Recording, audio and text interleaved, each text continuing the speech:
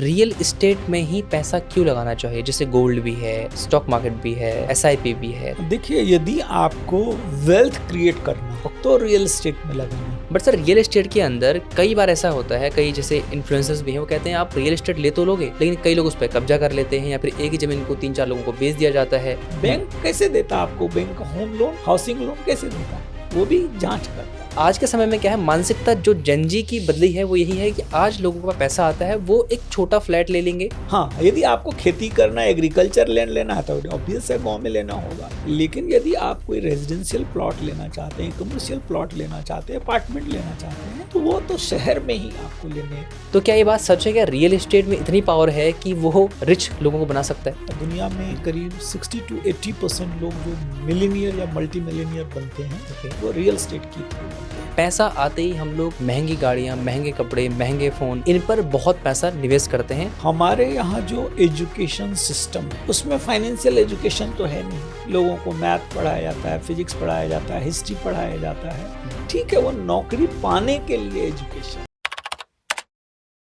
जब भी हम भारत के अंदर बात करते हैं रियल एस्टेट की और ज़मीन की, घर की, या फिर रियल एस्टेट को बेचने की, या फिर रियल एस्टेट का बिजनेस करने की, तो हमारे दिमाग में बहुत सारे ऐसे सवाल आते हैं जिसकी वजह से बहुत सारे लोग परेशान हो जाते हैं, हताश हो जाते हैं, या फिर वो उस काम को कर ही नहीं पाते। क्यों? क्योंकि आधी अधूरी जानकारी हमेशा घातक होती है। इसीलिए आज हमारे साथ आचार्य अमरीश जी कनेक्टेड हैं, जो रियल एस्टेट एक्सपर्ट हैं और लाइफ कोच हैं, जो आज हमको सिखाने वाले हैं रियल एस्टेट के वो गुर, रियल एस्टेट की वो बातें जिसको सुनकर आप अपने जीवन में अप्लाई कर सकते हैं, आप स्टार्ट कर सकते हैं और आपके मन के कन्फ्यूजन्स काफ़ी हद तक कम हो सकते हैं अगर आप इस पॉडकास्ट को पूरा सुनेंगे तो। आचार्य अमरीश सर रियल एस्टेट के ऊपर गाइड करते हैं, ट्रेन करते हैं और साथ ही साथ लोगों को लगातार सिखाते रहते हैं। अमरीश सर, आपका बहुत बहुत स्वागत है हमारे पॉडकास्ट में। कैसे हैं आप? धन्यवाद राजेंद्र जी, मुझे यहाँ बुलाने के लिए आपका और आपके दर्शकों का भी बहुत बढ़िया। बहुत बहुत स्वागत है सर आपका। सर, मेरा पहला सवाल, एक लाइन जो हमेशा मैंने एक नहीं बहुत सारे लोगों से सुनी है, आप भी इस बारे में बात करते हैं। पूरे विश्व के ज़्यादातर जितने भी मिलियनेयर बिलियनेयर हैं, उनमें से ज़्यादातर लोग रियल एस्टेट से करोड़पति बने हैं और पैसा उन्होंने कमाया है। तो क्या ये बात सच है? क्या रियल एस्टेट में इतनी पावर है कि वो हिडन रिच लोगों को बना सकता है? डेफिनेटली ये बात तो सच है, तभी आपने सुना है। दुनिया में करीब 60 to 80% लोग जो मिलीनियर या मल्टी मिलीनियर बनते हैं वो रियल एस्टेट की थ्रू बनते हैं। पर मैं दुनिया भर की बात छोड़ देता हूँ। आप गांव में कभी रहे हैं? बिल्कुल सर, गांव में रहते। आपके गांव में सबसे अमीर किसको माना जाता है? जिसके पास ज़्यादा ज़मीनें होती हैं, मैं ट्रैक्टर भी है, गांव में खेती रहा है। हूँ, तो हमने देखा है कि गांव में उसको लोग अमीर नहीं मानते हैं जिसके पास नौकरी है या बिजनेस है। उनको अमीर मानते हैं जिनके पास लैंड बैंक ज़्यादा है। ठीक है, जो ज़्यादा ज़मीन ओन करते हैं। वो भी छोड़ दीजिए, शहर में भी यदि दर्शक जो हैं सुन रहे होंगे तो शहर में भी आपका जो रिश्तेदार या जानने वाला जिनके पास अधिक प्रॉपर्टी है उसी को लोग अमीर मानते हैं। यानी रियल वेल्थ यही है। आपकी अमीरी या आप इससे नहीं मानी जाती है कि आप कौन सी गाड़ी चढ़ रहे हो, आपके पास एसेट्स कितना है। रियल एसेट है, एस्टेट नहीं है, यह रियल एसेट है। रियल एसेट, हाँ, ओके। तो जिनके पास रियल एसेट है वही अमीर माना जाता है। तो आपको भी अमीर बनना है तो आप भी रियल एस्टेट खरीदना शुरू कर दो। एक्चुअली सर क्या है, आज के समय में जिनके पास ये पैसा आता है, मैंने भी ये गलती की है, पैसा आते ही हम लोग महंगी गाड़ियाँ, महंगे कपड़े, महंगे फ़ोन, इन पर बहुत पैसा निवेश करते हैं और प्रॉपर्टी की तरफ, ज़मीन, पहले के लोग क्या करते थे, पैसा आता था तो ज़मीन लेते थे, ज़मीन ले लेते थे तो उससे क्या होता था, उनके पास लैंड बैंक बढ़ जाया करता था। और आज के समय में क्या है, मानसिकता जो जेनजी की बदली है वो यही है कि आज लोगों के पास पैसा आता है, वो एक छोटा फ्लैट ले लेंगे या छोटा घर ले लेंगे, लेकिन अपने शौक जैसे गाड़ी, फ़ोन, कपड़े, ट्रैवल्स, इनमें ज़्यादा इन्वेस्ट करना जो है पसंद करते हैं। प्लस आज लोग खेतीबाड़ी भी नहीं करना चाहते। तो आपने जैसे बहुत ही अच्छा एग्जांपल दिया कि गांव में उसी को अमीर माना जाता है आज भी जिसके पास लैंड बैंक है, और शहर में भी जिसके पास ज़्यादा प्रॉपर्टी है उसको अमीर माना जाता है। तो सर ये तो एक कहानी हो गई, ये एक जवाब हो गया आपका कि हाँ, इससे लोग अमीर बनते हैं। लेकिन इसके बारे में ज़्यादातर लोग बात नहीं करते क्योंकि ये चीज़ें हिडन रहती हैं। ज़मीन आपने ले ली तो पड़ी है, उससे पैसा बनता हुआ दिखता नहीं है, बट एक्चुअल में वो पैसा बढ़ते रहता है। तो ये मानसिकता इंसान कैसे बदले कि भाई साहब आप ज़मीन भी ले लो, क्योंकि वही आपको रियल वेल्थ बना के देगी। क्या है ना, हमारे यहाँ जो एजुकेशन सिस्टम है उसमें फाइनेंशियल एजुकेशन तो है नहीं। लोगों को मैथ पढ़ाया जाता है, फिजिक्स पढ़ाया जाता है, हिस्ट्री पढ़ाया जाता है। ठीक है, वो नौकरी पाने के लिए एजुकेशन है, ओके, मालिक बनने का एजुकेशन नहीं है। क्योंकि हमारे यहाँ जो एजुकेशन सिस्टम है वो अंग्रेजों ने बनाया, 200 साल पुराना एजुकेशन सिस्टम है। अमेरिका में मुझे नहीं लगता है कि इस तरह का एजुकेशन, वहाँ बच्चों को अमीर बनने की मानसिकता दी जाती है, इसीलिए तो इतने स्टार्टअप कर रहे हैं वहाँ पे लोग। आज एलन मस्क आप देख रहे हैं, 2 दिन पहले दुनिया का पहला ट्रिलियनियर बना। हाँ जी। तो उसको सोचने का मौका दिया तब ना, विचार करने का मौका दिया तब ना।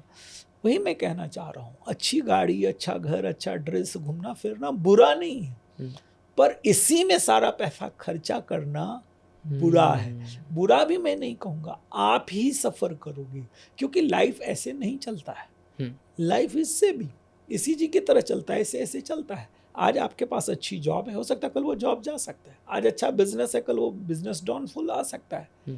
कल कुछ गड़बड़ हो सकता है, कोविड ऐसा चीज़ कुछ आ सकता है। फिर आपने तो बचत किया नहीं, आपने तो निवेश किया नहीं, आपने तो प्रॉपर्टी लिया नहीं, तो फिर क्या होगा? आपके पास वेल्थ ही नहीं है, आपके पास कोई एसेट्स है नहीं। आप कार लिए हो, कार तो देखो, मैं एक उदाहरण से समझाता हूँ, मैं अपना ही उदाहरण समझाऊंगा। जब मैं पैसा कमाना शुरू किया तो मुझे किसी ने कहा, मेरे जानने वालों ने 2000-2001 के आसपास, कि प्रॉपर्टी में निवेश करूँ।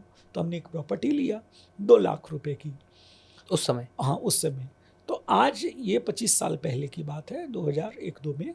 आज उस 2 लाख की प्रॉपर्टी की कीमत कितना हुई होगी अंदाजे? इसी दिल्ली में, इसी दिल्ली में, हाँ, दिल्ली में संत नगर करके के एरिया, 20-25 लाख, 2 करोड़ रुपए के आसपास आज उसकी वैल्यू है 20 साल बाद। हाँ, 20-25 साल के बीच। ओके, वहीं पे हमने एक गाड़ी ली, एक गाड़ी मेरे पास थी सेंट्रो। उस समय में हमने दिखाने के लिए, मेरे पास और पैसे आ गए, मैंने दूसरी गाड़ी ले ली, क्योंकि मुझे किसी ने समझाया नहीं था। तो हमने एक गाड़ी ली स्कॉर्पियो। ओके, तब 9.5 लाख में, टॉप मॉडल 2004 में मुझे याद है। तो 9.5 लाख रुपए की हमने खरीदी, वही दिखाने के लिए, शौक पूरा करने के लिए। हम ड्रीम बना लेते हैं, और गाड़ी, ये गाड़ी, वो गाड़ी। उसकी कीमत आज कितनी होगी? आज शायद 22 साल बाद 1-1.5 लाख 2 लाख रुपए मैक्सिमम, क्योंकि वो तो अब है वैलिड भी नहीं रही। हाँ, तो आज उस गाड़ी की वैल्यू 0। हालांकि मेरी गाड़ी की वैल्यू 2 साल बाद ही 0 हो गई थी, क्योंकि वो चोरी हो गई। ओके, तो यदि मैं वो भी पैसा 9 लाख रुपए मुझे कोई बताता, प्रॉपर्टी में लगाता, तो वह 9 लाख रुपए मेरा करीब 500 गज जमीन लेता, आज 9 करोड़ रुपए का होता, 10 करोड़ का होता। तो यदि मैं 10 करोड़ रुपए पे भी होता है, मैं एक आम आदमी यदि 10 करोड़ पे जिस दिन चला जाए, मैं कहता हूँ लोगों को कि पहले फाइनेंशियल फ्रीडम क्रिएट करिए, जिससे कि मजबूरी में आपको काम ना करना पड़े, आपकी काम करना मजबूरी ना रहे, आपका पैशन बन जाए। हाँ, पैशन बन जाए। मौज के लिए करो ना, मैं ये काम मौज के लिए कर रहा हूँ, मजबूरी में पैसे कमाने के लिए तो नहीं कर रहा हूँ। तो उस रैट रेस से बाहर निकल जाए। मैं हजारों लोगों से पूछता हूँ प्रोग्राम में कि आपके पास अकाउंट में मान लो 50 करोड़ आ गया, 25 करोड़ आ गया, 10 करोड़ आ गया, कल मंडे है, ऐसे भी कल मंडे ही है, कल मंडे है, तो कल से कितने लोग अपने वह ऑफिस, बिजनेस, जॉब में नहीं जाना चाहेंगे? 80% लोग हाथ उठाते हैं कि हम नहीं जाएंगे, नहीं जाएंगे यदि मेरे पास पैसे आ जाए। यानी वो जा रहे हैं, मजबूरी में जा रहे हैं। तो जिंदगी भर आपको काम ना करना पड़े।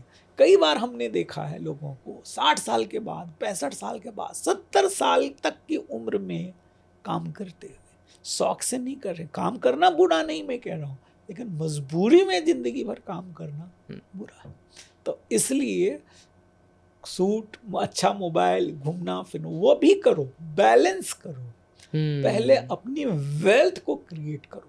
ठीक है, हमें भी पता नहीं था, इसलिए हम अपने लाइफ में फेल हुए, क्योंकि हमें भी कोई इस तरह से बताने वाला नहीं था। जी, डेफिनेटली सर, आपने बड़ी अच्छी बात कही कि कोई बताने वाला नहीं था। स्टार्टिंग इनिशियल डेज के अंदर मेरे पास भी अच्छा पैसा आया, और मैंने उसको रियल एस्टेट में नहीं लगाया, और मैंने उसको सेव किया।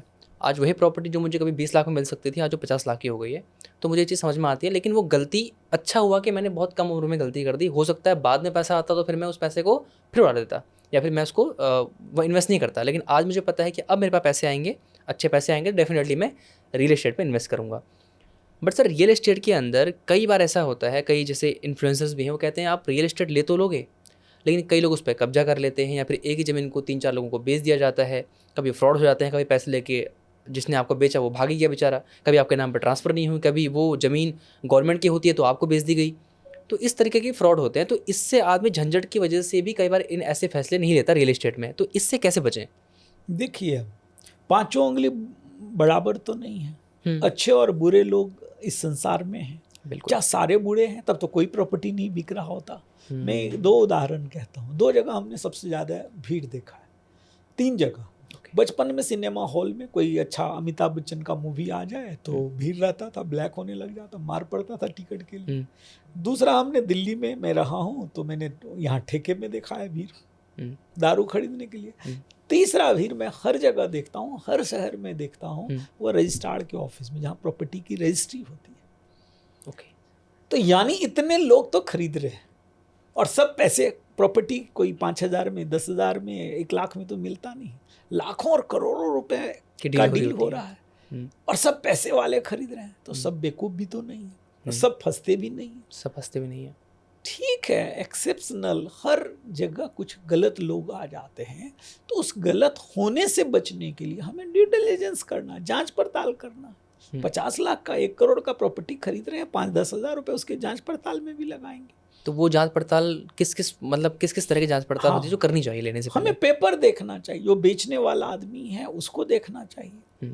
ठीक है, राइट जगह से, अथॉरिटी से पता करना है। कोई लीगल, जो हमें नहीं प्रॉपर्टी का ज्ञान है, तहसील जाओ, पता करो, तहसीलदार से, कोई एडवोकेट को आप पकड़ो जो लीगल का जानकार है, उसको आप दो। बैंक कैसे देता है आपको? Bank home loan, housing loan कैसे देता है? वो भी जांच करता है। कौन करता है? वो वकील के थ्रू जांच करता है। ठीक है, और जांच में जब वेरीफाई कर लेता फिर देता है। फिर पोजीशन आप चेक करो, वो जगह बेचा जा रहा है वहाँ जाओ, पहले एडवांस दो और वहाँ जाओ 1 सप्ताह पहले जेसीबी चलाओ, बाउंड्री वॉल करो, कुछ प्रॉब्लम होगा आपको पता चल जाएगा। तीसरा, वो बंदा कैसा, पर्सनैलिटी कैसा है, उसका ट्रैक रिकॉर्ड कैसा। ऑनलाइन का ज़माना है, गलत लोगों के बारे में पता चल जाएगा। चौथा, पहले कोई खरीदार है तो उससे पता करो कि इस बंदे ने जो प्रॉमिस किया वो पूरा कर रहा है या नहीं। तो ये 3-4 चीज़ों पे आप ख्याल रखेंगे तो संभावना कम हो जाएगा। और इस बात को सुन के कि भाई पैसा फंस जाता है तो कोई खरीदता ही नहीं, कोई इतनी बिक्री होती ही नहीं। प्रॉपर्टी की कीमत आपने ही कहा 20 लाख का 50 लाख हो गया, इतनी बढ़ती ही नहीं। इससे डरने की बात नहीं है। डरते हम तब हैं जब हम ड्यू डिलिजेंस नहीं करते। एग्जैक्टली। तो सर ने आप बड़ी अच्छी बात कही कि आप जांच पड़ताल कीजिए, हर एक चीज़ को बारीकी से परखिए, जो सर ने बताया आपको। मेरा सर अगला क्वेश्चन है, बहुत सारे लोग, कई लोग कहते हैं फ्लैट में इन्वेस्ट करो, जैसे कमीलियाज हैं यहाँ, तो वहाँ तो 100 करोड़ तक के भी फ्लैट बिके हैं। तो कई लोग कहते हैं फ्लैट पे पैसा लगाओ, जल्दी आरओआई बनता है। कुछ कहते हैं नहीं जी, ज़मीन लो, यानी कि धरती भी अपनी और आसमान भी अपना, वो लो, वो ज़्यादा बेनिफिशियल है। तो एग्जैक्टली अब आदमी करे क्या? वो फ्लैट ले, वो ज़मीन ले, उस पर घर बनाए, या बना बनाया फ्लैट ले ले, तो ज़्यादा पैसा कहाँ बन सकता है? अगर किसी को इन्वेस्टमेंट करनी है तो, और अगर लेना भी है रहने के लिए, तो भी उसे फ्लैट या ज़मीन क्या लेनी चाहिए सबसे पहले? देखिए, जो आपने अभी कैमेलिया की बात की, जो हाई एंड की प्रॉपर्टी है, यानी जो ज़्यादा पैसा, महंगा है, लग्जरी प्रॉपर्टी है, नॉर्मली इन्वेस्टमेंट के लिए नहीं लेना चाहिए। हाँ, रहने के लिए आपके पास इतना, आप अमीर हो तो रहने के लिए अच्छी सोसाइटी में आप ले सकते हैं। अब दूसरा सवाल आपने पूछा कि फ्लैट ले लें या ज़मीन ले क्या अच्छा रहे? ज़मीन रहेगा। यदि आप ऐसे शहर में रहते हैं जहाँ ज़मीन लेना रीचेबल है, दिल्ली में तो ज़मीन लेना बहुत महंगा, मुंबई में ज़मीन लेना बहुत महंगा, तो मजबूरी है फ्लैट आपको लेना। लेकिन अच्छा, वहाँ पे भी देखना है, यदि आपको अच्छा सोसाइटी चाहिए, हो सकता फ्लैट में ज़्यादा अच्छा सोसाइटी मिले, अच्छे लोग मिले, अच्छी फैसिलिटी मिले, हो सकता बड़ा सोसाइटी होगा, पार्क होगा, मंदिर होगा, कम्युनिटी हॉल होगा, स्विमिंग पूल होगा, 10 तरह का फैसिलिटी। आप छोटा सा एक 2000 स्क्वायर फीट, 1000 स्क्वायर फीट का ज़मीन लेंगे दिल्ली में 100 गज में, तो वो तो कुछ भी नहीं मिलेगा, कुछ भी नहीं मिलेगा। तो कहने का मतलब पर्पस क्या है? इन्वेस्टमेंट के लिए लेना है, बजट भी कम है, तो ऑब्वियस है यदि ज़मीन आप लेंगे सही जगह मतलब जो जगह बढ़ने वाला, डेवलपिंग एरिया में, तो आपको मल्टीफोल्ड में रिटर्न मिल सकता है। ओके। और फ्लैट्स वगैरह में? फ्लैट में भी मिल सकता है, ठीक है, तो डिपेंड कर रहा है कि आपका पर्पस क्या है, आपको रहना है या इन्वेस्टमेंट करना है। दूसरा, बजट आपका कितना है। तो मैं इसको इस तरह से कहता हूँ, यदि कम पैसा हो तो ज़मीन में लगाएं, थोड़ा और बीच का कम मतलब 25-50 लाख रुपए तक। 50 लाख से 1 करोड़ है तो आपको फ्लैट लेना चाहिए, और 1 करोड़ से ऊपर है तो फिर कमर्शियल लीजिए, दुकान लीजिए। तो सर ये तो आपने फ्लैट और ज़मीन की बात की, आपने बड़ा अच्छा कहा कि अगर कम पैसा है तो ज़मीन ले लो कहीं जो डेवलपिंग अभी गांव वगैरह हैं या कस्बे वगैरह एरिया, हैं। हाँ। और अगर आप किसी अच्छे सोसाइटी में भी ले रहे हो तो वो भी एक हिसाब से इन्वेस्टमेंट ही हो सकती है, अगर अच्छा वहाँ पर फैसिलिटीज़ का पूरा माहौल है तो। आपसे मेरा अगला सवाल, कई लोग कहते हैं कि जैसे आपने कहा डेवलपिंग जो गाँव हैं या कस्बे हैं वहाँ आप ज़मीन ले लो, ज़्यादा पैसा बन जाएगा। और कई लोग कहते हैं नहीं नहीं शहर में लो, यानी कि क्वांटिटी कम होगी लेकिन वैल्यू ज़्यादा होगी, लेकिन गांव में क्वांटिटी ज़्यादा होगी वैल्यू कम होगी। तो असली पैसा कहाँ बन सकता है, गांव में कि शहर में? बहुत बढ़िया। देखिए, मैं जो बोला ना, डेवलपिंग एरिया शहर के पेरिफेरल में, गांव में भी अलग पर्पस है, गांव में भी बढ़ेगा लेकिन उतना ज़्यादा नहीं बनेगा। हाँ, यदि आपको खेती करना, एग्रीकल्चर लैंड लेना है तो ऑब्वियस है गांव में लेना होगा। लेकिन यदि आप कोई रेजिडेंशियल प्लॉट लेना चाहते हैं, कमर्शियल प्लॉट लेना चाहते हैं, अपार्टमेंट लेना चाहते हैं, तो वो तो शहर में ही आपको लेने पे बेनिफिट होगा, या शहर के आसपास जहाँ अभी शहर ग्रो कर रहा है। ठीक है, मान लीजिए बीच शहर में बहुत महंगा हो गया, अब आपका शहर जिधर बढ़ रहा है, हर शहर के चारों तरफ आप देखेंगे कि डेवलपमेंट होना शुरू हो जाता है। कोई रिंग रोड बना तो उसके आसपास शहर डेवलप होना शुरू हो जाता है, कोई हाईवे निकला उसके आसपास कोई यूनिवर्सिटी आ गया, कोई एम्स आ गया, कोई इंफ्रास्ट्रक्चर आ गया, कोई आईटी आ गया, तो वहाँ आसपास ग्रो। तो सर आपने भी बताया कि हम गांव या शहर में कहाँ पर हम ज़मीन ले सकते हैं या फिर हमें ज़्यादा आरओआई मिल सकता है, आपने उससे कुछ चीज़ें बताई जो लोगों को समझनी चाहिए, और प्लस वहाँ से अच्छा पैसा बनाया भी जा सकता है। अगला सर मेरा सवाल ये है कि रियल इस्टेट में ही पैसा क्यों लगाना चाहिए? जैसे गोल्ड भी है, स्टॉक मार्केट भी है, एसआईपी भी है, तो कई लोग कैलकुलेशन करके दिखाते हैं कि देखो जी यहाँ पैसा लगाओ तो इतने साल में इतने करोड़ हो जाएगा। आप कहने की रियल इस्टेट में लगाओ कि आपने 2 लाख की ज़मीन ली थी आज जो 2 करोड़ के आसपास की है। तो ऐसे बहुत सारी चीज़ें हैं जिसमें ना आदमी फंस जाता है, वो उसे समझ नहीं आता मैं जाऊँ कहाँ, मैं रियल इस्टेट में जाऊँ या फिर मैं स्टॉक मार्केट में जाऊँ, मैं या फिर मैं एसआईपी करूँ या फिर मैं एफडी कर दूँ। तो आदमी को रियल एस्टेट में पैसा क्यों लगाना चाहिए? क्योंकि इससे एग्ज़िट बहुत मुश्किल से मिलता है, मिलता भी है तो बहुत टाइम लगता है एग्ज़िट लेने में, और अगर जल्दबाजी में एग्ज़िट लेना भी चाहे आदमी तो प्रॉपर्टी के रेट कम मिलते हैं। तो कितना पैसा लगाना चाहिए रियल एस्टेट में और क्यों लगाना चाहिए? देखिए, यदि आपको वेल्थ क्रिएट करना है ओके। तो रियल एस्टेट में लगाना चाहिए। जल्दी एग्जिट क्यों चाहिए? ठीक है, जल्दी एग्जिट में प्रॉपर्टी में अमीर रातों रात आप नहीं नहीं बनेंगे। बन सकते। ठीक है, real estate generational wealth create करता है, लिगेसी क्रिएट करता है, आपके बच्चों, उसके बच्चों, उसके बच्चों के लिए। ठीक है ना, आपके बुढ़ापा के लिए, आपके लिए पैसिव इनकम क्रिएट करता है, आपको बेस्ट आरओआई दे सकता है, टैक्स में 100 कारण है रियल एस्टेट में करना चाहिए। अब आप कह रहे हैं कि स्टॉक और गोल्ड बाकी चीज़ों से क्या तुलना।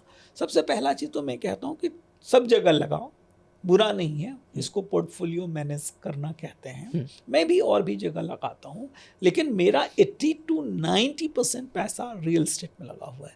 क्यों मैं रियल एस्टेट में आया, मैं अपनी उदाहरण से आपको समझाता हूँ कि शुरुआत में मैं स्टॉक भी ट्राई किया होगा, लेकिन किसी ने अकाउंट खुलवा दिया, कहा कि भाई अब खरीदो बेचो, हमें पता नहीं था, हमारा पैसा आधा हो गया। मैं ये नहीं कहता हूँ सबका पैसा आधा हो जाता है, लेकिन स्टॉक में संभावना तो ऐसा रहता है कि एक आपने स्टॉक खरीदा और अभी बम गिरा, ठीक है, और आधा हो जाता है। आपने एक आईटी कंपनी, देश की टॉप टीसीएस कंपनी को खरीदा, इन्फोसिस को खरीदा, और अभी एआई आ गया, सारे शेयर अभी देखो 30-40% नीचे। तो स्टॉक में ये संभावना ज़्यादा रहती है। यदि आप एक्सपर्ट हैं, बहुत सीखे हैं, फिर इन्वेस्ट कर रहे हैं, तो आप प्रिजर्व करेंगे, नहीं तो लॉस का चांस ज़्यादा है। पर रियल एस्टेट में ज़्यादातर लोग आदमी, हमने देखा अपने अनुभव से कि मैं जो रियल एस्टेट में पैसा लगाया वो कुछ वर्षों बाद 2 गुना, 3 गुना, 4 गुना हुआ ही। तो ऐसे मेरा भरोसा जगा। मैं कहता हूँ, आपने कहा आपका पैसा बढ़ गया, मैं आपसे पूछ रहा हूँ, आपके दर्शकों से पूछ रहा हूँ, ठीक है, कि आप अपने शहर में देखो कि 10 साल पहले प्रॉपर्टी का भाव क्या था, 20 साल पहले क्या था, 30 साल पहले क्या था, 40 साल पहले क्या था, और आज कितना गुना बढ़ा। बात दिल्ली और मैं रांची में हूँ या मेरा बर्थ प्लेस कहाँ, वो नहीं। आप जिस शहर में आप देखो, क्योंकि प्रॉपर्टी जो है लिमिटेड है। शेयर तो मल्टीप्लाई किया जा सकता है, प्रॉपर्टी को मल्टीप्लाई नहीं किया जा सकता, ठीक है। और हर आदमी का पहला चॉइस जो होता है ना, मेरी माँ ने जब मैं बड़ा हो रहा था पैसा कमाना शुरू किया, कहीं 1 कट्ठा जमीन ले लूँ। मेरी शादी हुई तो मेरी मदर इन लॉ ने कहा कि आप एक घर ले लो। तो हर पेरेंट्स भी मोटिवेट किए। कितने पेरेंट्स कहते हैं बेटा शेयर ले लो, ठीक है, पेरेंट्स को पता नहीं था। मैं फिर कह रहा हूँ, आप स्टॉक भी ले सकते हैं, लेकिन रिस्क लेने की क्षमता कितनी है। तो पोर्टफोलियो में गोल्ड भी ले सकते हैं, लेकिन गोल्ड पिछले 25 वर्षों 30 वर्षों में ROI आप देखोगे 4-5% से ज़्यादा नहीं देता है।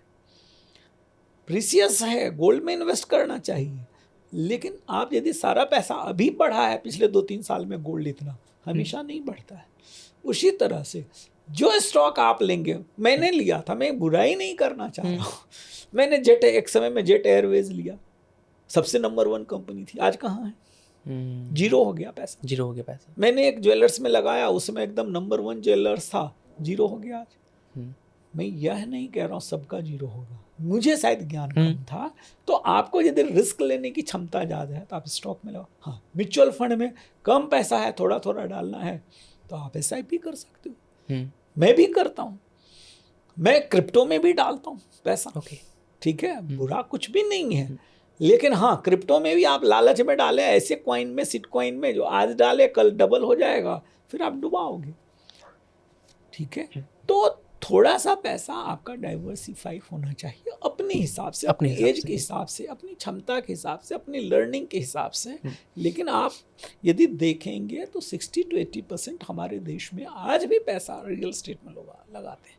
आज भी हमारे देश में डीमैट अकाउंट कितने लोगों के पास? शायद 5% लोगों के पास, यानी 5% ही लोग तो स्टॉक में पैसा लगाते हैं, बाकी लोग कहाँ लगाते हैं? जमीनों में, रियल एस्टेट में, ठीक है, या गोल्ड में। तो आपको मैं नहीं कह रहा हूँ कि खाली रियल एस्टेट में लगाइए, आप बाकी जगह भी लगाइए, लेकिन रियल एस्टेट सेफ है, सिक्योर है, प्रूवन है, ठीक है।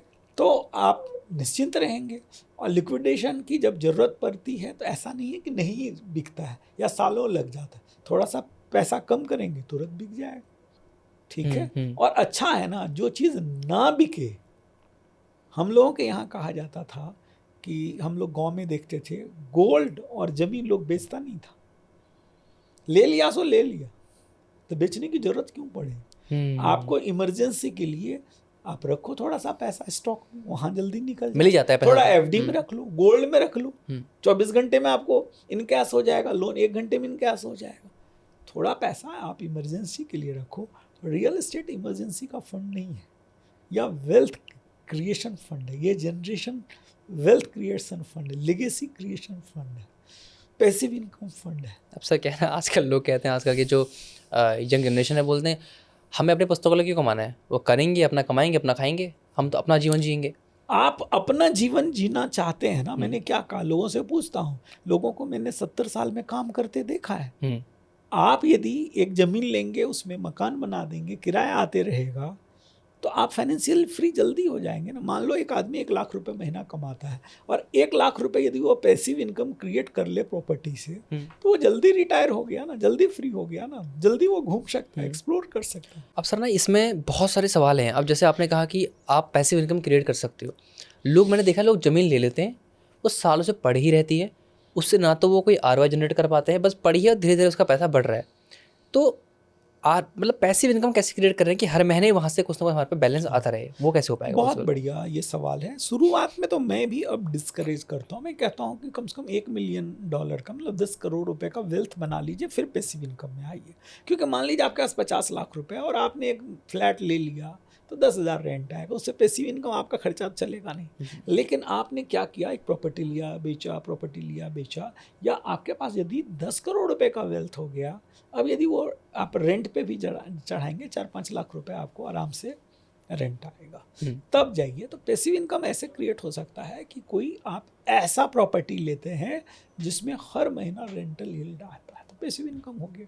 ओके, तो मैंने अगर एक जमीन लिया दिल्ली में, हम्म, छोटा सा 60 गज का, बहुत महंगा नहीं, 35 लाख रुपए में। हम्म, उसमें 5 फ्लोर बनाया, 25 लाख रुपए बनाने में लगा। हम्म, तो 35 और 25 कितना हुआ, 60 या 70, 60 लाख का 60 लाख रुपए। और उसमें 8,000 रुपये एक फ्लोर का मुझे रेंट मिलना शुरू हो गया, 40,000 रुपये महीना।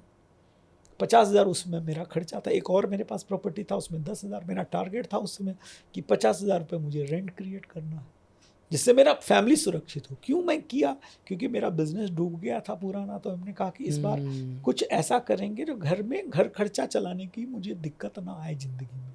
तो हमने क्रिएट किया। तो आप देखो कि आपका घर कितने में चलेगा, आपका लाइफ स्टाइल कितने में अच्छा से चलेगा।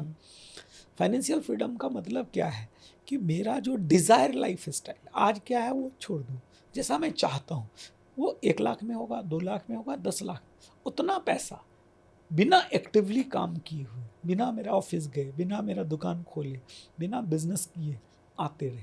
That is called passive income. अब सर आपने पैसिव इनकम की बात की, आपने कहा कि मेरा पैसा आया, मैंने उससे फ्लोर बनाए, रेंट आना स्टार्ट हुआ। भारत के अंदर सर ना बहुत सारे लोगों के पास सिर्फ इतना ही पैसा होता है, या तो वो 1 या 2 बार ही प्रॉपर्टी खरीद सकते हैं, उस पर वो बहुत पैसा नहीं लगा सकते। और अब आप किसी ने ज़मीन ले तो ली, अब हमारे एक जानने वाले हैं, उन्होंने 15 लाख की ज़मीन ले ली 3 साल पहले। अब वो 15 लाख की ज़मीन में केवल घास जमी हुई है, ना तो उस पर घर बना पा रहे। क्यों? क्योंकि अब आगे से पैसा आ ही नहीं रहा। तो कई लोग कहते हैं कि पहले धंधा बनाओ, बिजनेस करो, पैसा आएगा, फिर आप प्रॉपर्टी बनाओ। तो वो जो 15 लाख आपने डम कर दिया है आज, जो पड़ा हुआ है आपका, आज वो 16-17 लाख की या 20 लाख की बिक जाएगी। उसी पैसे को निकाल के अगर आप अपने बिजनेस पे लगाओ, किसी नई स्किल पे लगाओ, आप सीखो, जानो, समझो, तो वहाँ से जब आप सीखोगे, जानोगे, समझोगे, बिजनेस बनाओगे, फिर पैसा आएगा, फिर आप घर बनाओ। तो क्या किया जाए? कम पैसा है तो उसको रियल एस्टेट में लगाना चाहिए, या पहले कुछ ऐसा बिल्ड करें जिससे लगातार पैसा आता रहे, फिर आप रियल एस्टेट खरीदते रहो?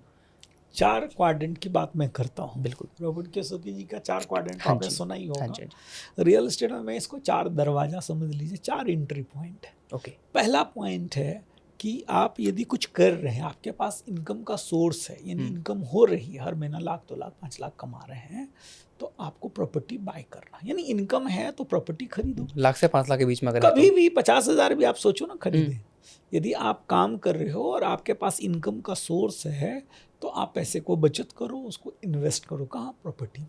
बाकी में भी करो, लेकिन प्रॉपर्टी में करो। क्यों? कि आज आप नहीं करेंगे तो मैं लोगों को जिंदगी भर अफसोस करते हुए देखा है। लोगों को कहते सुना है, क्या, अरे मेरे बाजू में तो सिर्फ इतने लाख रुपए की जमीन थी, आज करोड़ों की हो गई। आप भी अफसोस करोगे। 2 काश अफसोस मैंने मैंने ले ली होती। हाँ, 2 अफसोस मैंने लोगों को देखा है। पहला अफसोस, इतनी सस्ती थी और हमने नहीं लिया, आज करोड़ों की हो गई। और दूसरा, मेरे पास था, किसी वजह से बेच दिया। 2 अफसोस लोगों को रहता है। आपको अफसोस ना करना पड़े तो यदि आपके पास इनकम है तो प्रॉपर्टी खरीदो। आपके पास इनकम नहीं है, पैसा नहीं है, तो मैं कहता हूँ प्रॉपर्टी बेचो, बेच के पैसा बना लो। आप सेल्स सिखाते हो ना, तो बेचो ना। आप इंश्योरेंस बेचो, एक उदाहरण में, इंश्योरेंस को बुरा नहीं कह रहा हूँ। आप कुछ और बेचोगे। मैं प्रॉपर्टी जब नहीं बेचता था तो उससे पहले मैं सारा छोटा टिकट साइज का प्रोडक्ट बेचता था। मान लो मैं एक मोबाइल बेचूं 10,000 रुपए का, ओप्पो का, तो 10,000 में ही तो मुझे कमीशन मिलेगा, 2, 4, 5, 10,000 रुपया, 10%, तो 1,000 रुपये मैं कमाऊंगा।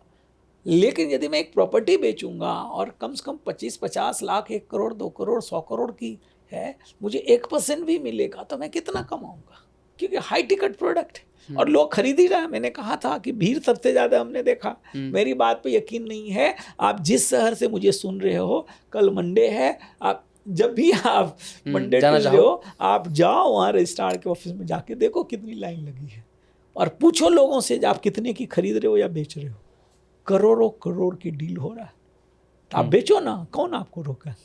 बिल्कुल। तो दूसरा काम पे बेचो, पैसे बना लो। मेरे पास एक समय पैसा खत्म हो गया था, बिजनेस खत्म हो गया, मैंने बेचना शुरू किया क्योंकि मेरा बल्ब ऑन हो गया था कि मैं जो बिजनेस कर रहा हूँ वो लॉस में जा रहा है और मैंने सिर्फ रियल एस्टेट में पैसा लगाया था, वो कई गुना हुआ, मुझे लग गया यही बिजनेस मुझे करना है।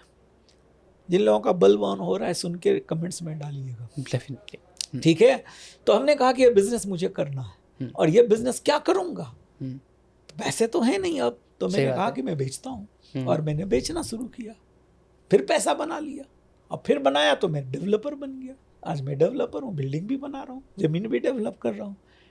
तो तीसरा काम है, पैसे हैं या ज़मीन है तो आप डेवलपर बन जाओ, बिल्डर बन जाओ। और चौथा काम आप देखो ना आपके शहर में, आज हमारे देश में पिछले 50 साल में 50,000 करोड़ के 10 डेवलपर हैं। ये संभावना है, ठीक है, बनाने में। आप देखो आपके शहर में कितनी बिल्डिंगें बन रही, कितने अपार्टमेंट बन रहे हैं। किसी मेट्रो में चले जाओ, किसी टियर 2 सिटी में चले, अहमदाबाद चले जाओ, पुणे चले जाओ, हैदराबाद चले जाओ, मुंबई चले जाओ, दिल्ली, नोएडा, गुड़गांव, देखो कितनी इमारतें बन रही। देश ग्रो कर रहा है, ऑब्वियसली बात, ठीक है। तो आप बनाओ, आप भी इस बिजनेस में उतरो ना। और चौथा चीज़, और पैसा, बहुत पैसा मेरे पास है तो इन्वेस्ट करो। रॉबर्ट कियोसाकी क्या कहते हैं, पैसा पैसे को खींचता है। तो आपके पास पैसे, आप इन्वेस्ट करो, ज्वाइंट वेंचर करो किसी बिल्डर के साथ, आपको कुछ करने की जरूरत ही नहीं। तो यह 4 रास्ते हैं। पैसे हैं तो प्रॉपर्टी खरीदना शुरू करिए, नहीं है तो बेचना शुरू करिए। और कहीं आपने जो कहा वो भी ठीक है, लर्न करने में पैसा डालना है, सीखने पे डालना है। किसी और बिजनेस में इंटरेस्ट है उसमें पैसा डालो, लेकिन कमाओ तो पैसा डालो। पहले ठीक है लर्न करो, पहले आप बिजनेस बिल्ड करो, जॉब करो, लेकिन जब पैसा आना शुरू हो जाए तब भी तो लोग गाड़ी घोड़ा बाकी चीज़ों में पैसे लगा देते हैं।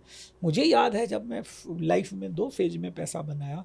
फर्स्ट फेज में जब मैं आपकी एज में था, बहुत पैसा बना रहा था, मुझे लगा कि सब दिन ऐसा ही होगा, और पैसे को ठीक से संभाला नहीं। गाड़ी की ज़रूरत एक थी, 4 लिया, किसी ने बताया नहीं प्रॉपर्टी में लगाओ पैसा। लगाया तो बहुत थोड़ा लगाया। तो यदि वो सब पैसा मैं प्रॉपर्टी में लगाया होता तो मेरे बुरे टाइम होते ही नहीं। तो आप प्रॉपर्टी में निवेश करो या बेचो। क्योंकि अब कहना सर, जैसे आपने बड़ी अच्छी बात कही अभी, पैसा है तो भैया अरे आप जो है खरीदो, नहीं है तो कुछ ना कुछ बेचना शुरू करो। अब भले ही आप रियल एस्टेट बेचो या फिर कुछ भी बेचो जहाँ से पैसा आपके पास आना चाहिए। बहुत पैसा आ गया तो रियल एस्टेट ही बेचो, कुछ ज़्यादातर। मैं रियल एस्टेट का प्रमोटर हूँ तो मैं कहता हूँ रियल एस्टेट बेचो। अब सर आपने बात छेड़ दी है ना, तो एक कंट्रोवर्शियल सवाल जो कई इन्फ्लुएंसर्स, बड़े इन्फ्लुएंसर्स हैं, कुछ कहते हैं घर ले लो, कुछ कहते हैं घर मत लो। तो घर खरीदना चाहिए या नहीं, ये मेरा आपसे सवाल है। घर जरूर खरीदना चाहिए, पर रहने के लिए नहीं खरीदना चाहिए शुरुआत में। ओके, ठीक है, इनिशियली। जैसे आप अभी 26 साल के हैं और आपको यदि खरीदना हो, गलती हम क्या करते हैं, सबसे पहले अभी शादी हुआ और अब या नहीं भी हुआ, पहले घर ले लिया, नौकरी लगी, घर ले लिया, अब EMI के चक्कर में फंस गए। तो शुरुआत में लो, पर उसको रहने के लिए मत लो, उसको इन्वेस्टमेंट के लिए लो। ओके, उसको मल्टीप्लाई पैसे को करने के लिए लो। मेरी शादी हुई, नहीं तो मेरी मदर इन लॉ ने कहा कि कम से कम 25 गज ले लो, एक घर, 25 गज का घर। मतलब उन्होंने एक अच्छे से कहा, लेकिन हमें ईगो में आ गया। हमने कहा 25 गज क्यों लूंगा, मैं तो बहुत पैसा कमा, तो मैंने 150 गज का खरीदा घर। ओके, 25 गज छोड़कर 150 गज का खरीदा। हाँ, 150 गज का खरीदा। उस समय फ्लोर, एक बिल्डर फ्लोर लिया 15 लाख रुपए में, 2003 में, जहाँ मैं रहता था। तो उस समय में मेरी जो ज़रूरत थी, मेरी शादी हुई थी, बच्चे नहीं थे, उस समय में 5 लाख रुपए में मैं छोटा 2 रूम का 60-70 गज का मकान ले सकता था। और 10 लाख रुपए में वहीं पास में मुखर्जी नगर के पास गांधी विहार, नेहरू विहार था, वहाँ पे 5 फ्लोर मुझे मिल रहा था। और उसका रेंटल उसी दिन से 25,000 रुपये मुझे मिलता, 5,000 रुपये एक फ्लोर का मिलता था। तो मुझे लेना भी था तो क्या करना था, 5-7 लाख रुपए रहने पे लगाना था और 10-1 लाख रुपए उस एक बिल्डिंग खरीदने में, और 25,000 उस समय में एक लोगों की सैलरी होती थी। तो एक इनकम पैरेलली में बिल्ड कर लेता। तो यही मैं लोगों से जो सुन रहे हैं, मैं कह रहा हूँ, फिर कब खरीदना चाहिए, 10 करोड़ बना लो, फिर खरीद लो घर। अब सर भारत में कहना सर थोड़ा सा ये बहुत बड़ी स्टेटमेंट है कि 10 करोड़ पहले बना लो तब आप आपको क्या आप बार 10 करोड़ क्यों कह रहे हो, इसलिए कह रहा हूँ क्योंकि इससे नीचे ना जिंदगी तो टफेस्ट है। आप किसी अच्छे शहर में रहेंगे, 10 करोड़ आ जाएगा, 1-2 करोड़ में अच्छी घर आ जाएगी, 25-50 लाख में अच्छी गाड़ी, आपके सपनों की कार आ जाएगी। 7-8 करोड़ रुपए यदि आप प्रॉपर्टी में निवेश करोगे, 3-4-5% मिल जाएगा रेंटल। 3-4-5 लाख, 5 लाख रुपए आने वाले 5 साल लगे आपको इसका करने में, 10 साल लगे, 5 लाख भी कमाओगे तो आपका जीवन ठीक ठाक चलेगा, प्रॉपर्टी अलग अप्रिशिएट करेगा। तो मैं कह रहा हूँ कि 10 करोड़ की वेल्थ बनाओ, तब रहने के लिए घर लो, पहले दिन नहीं, जो 1 करोड़ मेरे पास और रहने के लिए मैंने घर ले लिया, वही 3 BHK का, उसका जो है 70,000, मेरी सैलरी 1 लाख रुपए है और 50,000 EMI दे रहा हूँ, या सैलरी 2 लाख है तो 1 लाख EMI दे रहा हूँ, तो फिर तो आप उससे बढ़ा नहीं, ठीक है, अप्रिशिएट होगा तब प्रॉफिट होगा।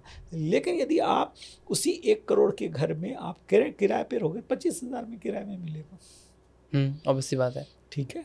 और यदि आप 1 करोड़ रुपए कोई सही प्रॉपर्टी में, ऐसे प्रॉपर्टी में लगा दिए जहां आपको 50,000 रुपये रेंट आ जाए, तो 25,000 तब भी आप ज़्यादा कमा रहे हो ना, लो ना, आप घर लो।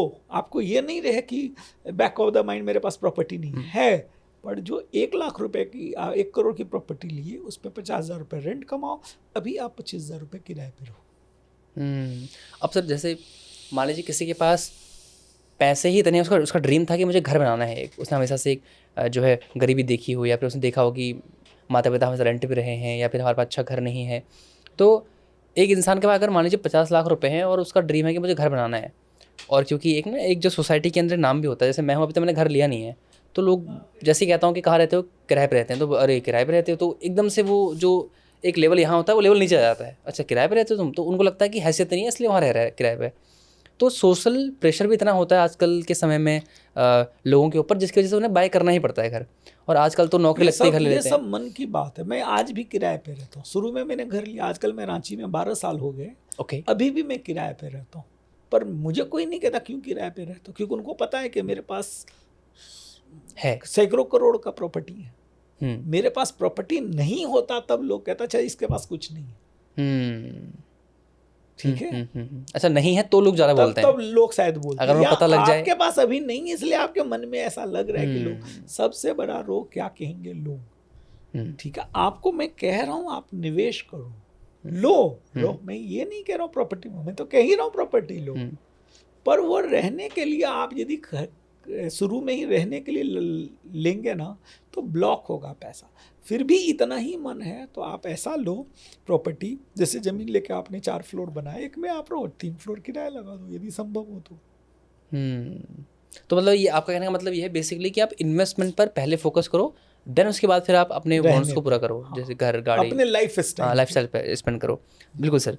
तो सर अब आपने जैसा कहा अभी कि आप ज़मीन बेचना स्टार्ट करो, तो हम बात करते हैं अगर किसी को मकान कुछ भी रियल एस्टेट, हाँ। अगर आप रियल एस्टेट में एज अ सेल्समैन या एजेंट बनना चाहते हैं, जो सुन रहे हैं अभी और जो बने हुए हैं, तो उन्हें किन बातों का ध्यान रखना चाहिए? पहला चीज़ जो है ना, मुझे बड़ा सुन के लगता था, कई लोग कहते हैं कि प्रॉपर्टी बेचने वाले को क्या कहते हैं? एजेंट, और भी कुछ सब, दलाल भी बोलते हैं। दलाल भी बोलते हैं। मुझे कई लोग कहते हैं कि ये दलाल वाला काम है। दलाल शायद इसलिए बोलते होंगे, आप उल्टा सीधा करते होंगे। हमने बेचना शुरू किया, मुझे आज तक किसी ने नहीं बोला। ओके। आप एक कंसल्टेंट बोलो अपने आप को, एक सलाहकार। पहले रियल इंश्योरेंस जो बेचते थे उनको क्या कहते थे? एजेंट। आजकल क्या कहते हैं? कंसल्टेंट। आजकल एडवाइजर कहते हैं, सॉरी। हाँ, तो आप एडवाइजर की तरह अपने आप को प्रस्तुत करो ना। यह आपकी सोच नहीं होना चाहिए। अच्छा एक प्रॉपर्टी बेचेंगे, राजेंद्र जी को हलाल देंगे।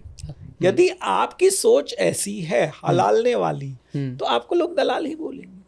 लेकिन आपको वास्तव में हेल्प करने की सोच, सेल्स में हम क्या कहते हैं? सेलिंग इज हेल्प, सेवा करना, सेवा करने का काम है इनफैक्ट। और घर देना से बड़ा क्या सेवा हो सकता है? क्योंकि लोगों के सपनों में घर होता है, ड्रीम होता है बहुत सारे लोगों का, मैं घर लूंगा और वो घर दिलाने। क्योंकि मैंने जितने लोगों को प्रॉपर्टी देना शुरू किया, मैंने देखा सब लोग मुझे धन्यवाद ही दे रहे हैं, यमरेश जी आपने मुझे सही प्रॉपर्टी दिलाया।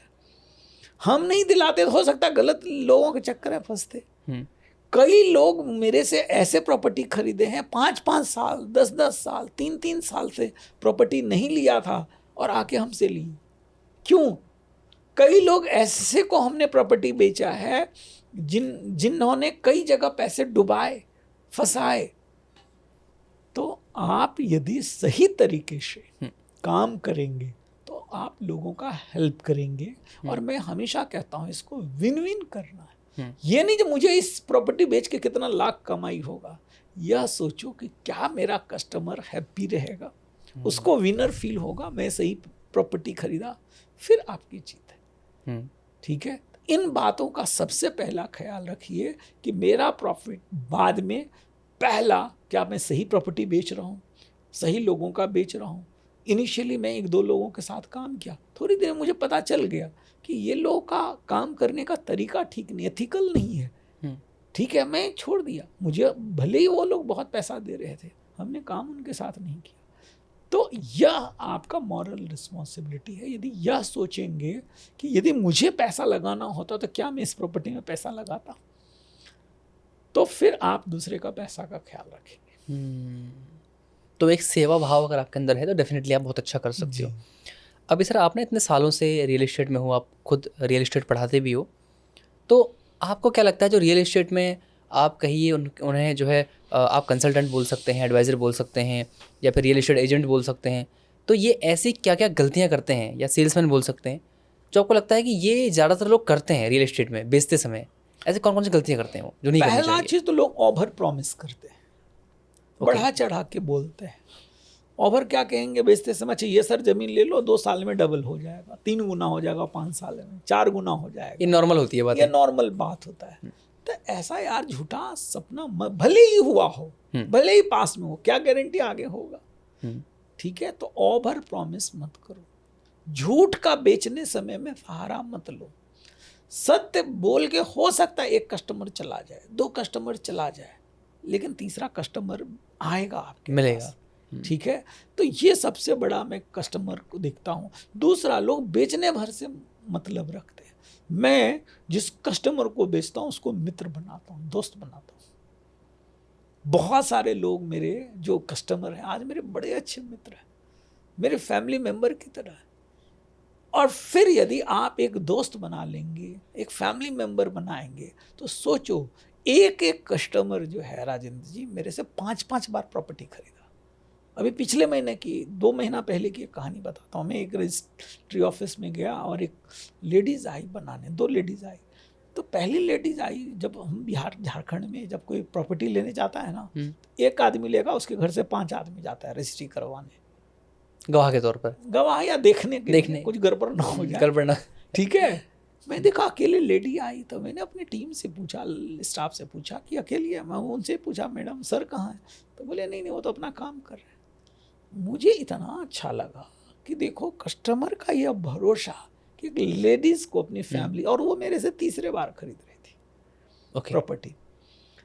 तो आपको यह क्रेडेंशियल क्रिएट करना है, पारदर्शिता नहीं, ट्रांसपेरेंसी रखनी बहुत तो जरूरी है। फिर क्या होगा ना, आपको मल्टीपल मेहनत करने की जरूरत नहीं। एक ही कस्टमर मल्टीपल टाइम आएंगे। एक ही कस्टमर, मैं हमेशा कहता हूँ सेल्स में आपका एक कस्टमर, सेटिस्फाइड कस्टमर 10 कस्टमर देता है।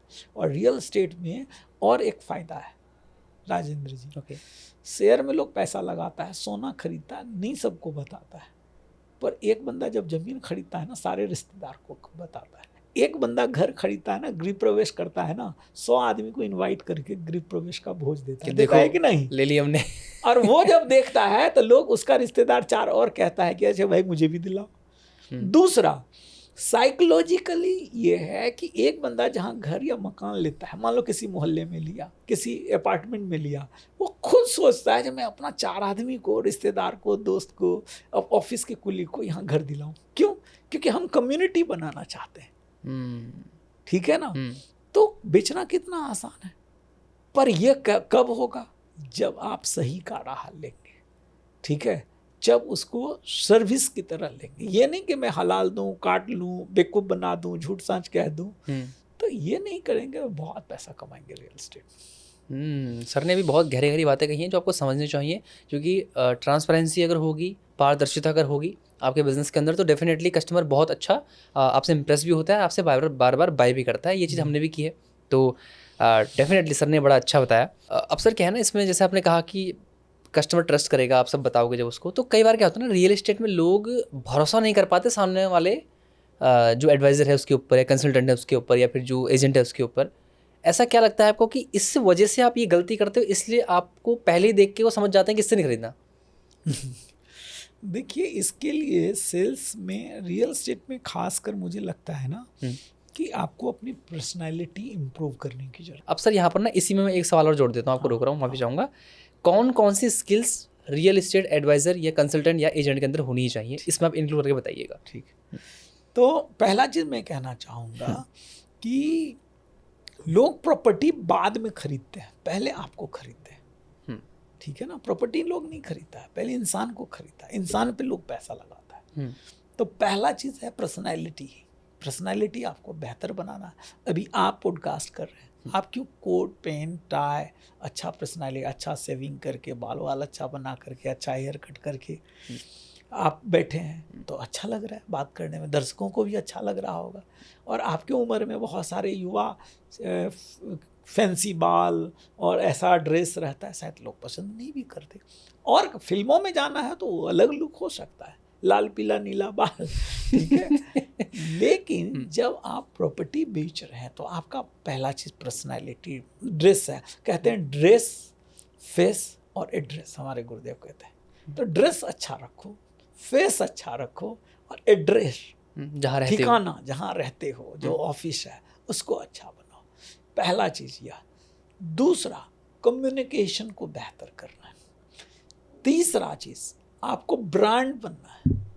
अभी आपके पीछे मैं देख रहा हूँ संघर्ष से सफलता की, ये सर मेरी बुक है। हाँ, ये आपकी किताब है। हाँ जी, भाई खरीद लेना, पढ़ लेना, डेफिनेटली। ठीक है।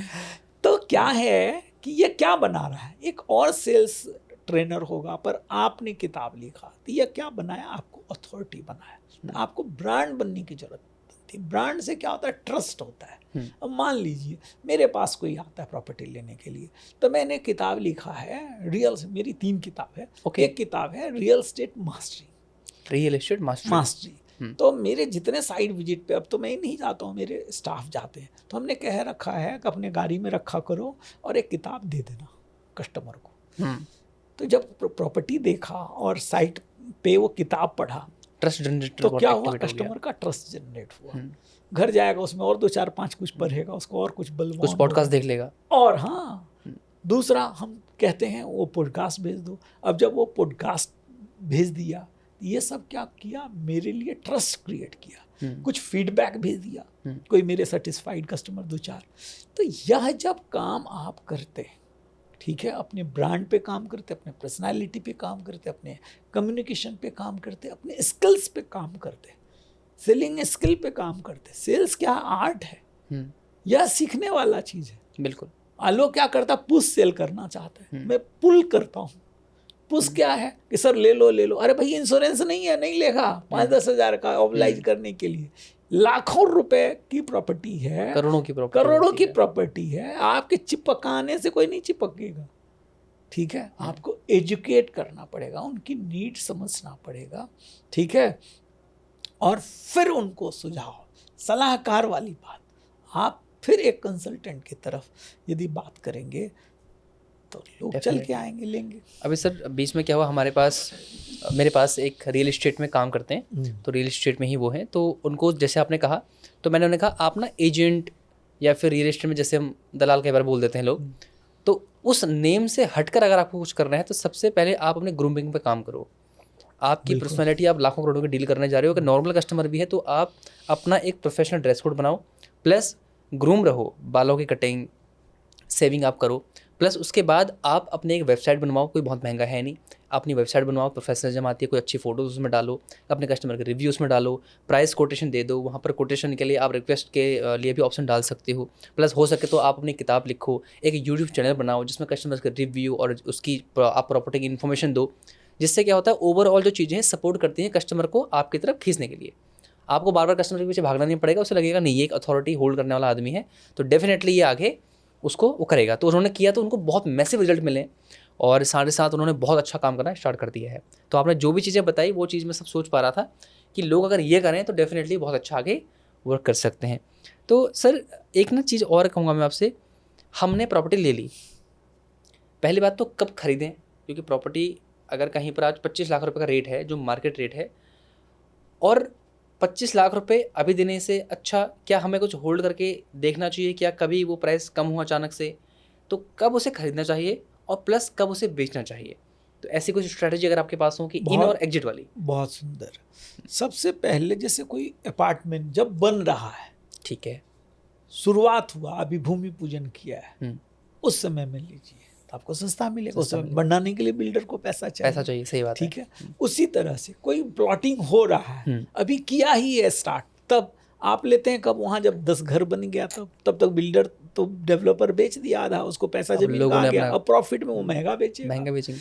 तो ऐसे समय में या कोई डिस्ट्रेस प्रॉपर्टी है या मोटिवेटेड सेलर है, कोई मतलब जिस रिहायश एरिया में आप ले रहे हो जिसको बेचना जरूरी है, मैं इसको मजबूरी का फायदा नहीं कह रहा हूँ। जैसे कि मान लीजिए मैं दिल्ली से रांची शिफ्ट हो गया, तो मेरे पास एक फ्लैट था, उसकी मार्केट वैल्यू 1 करोड़ 5 या 10 लाख रुपए था।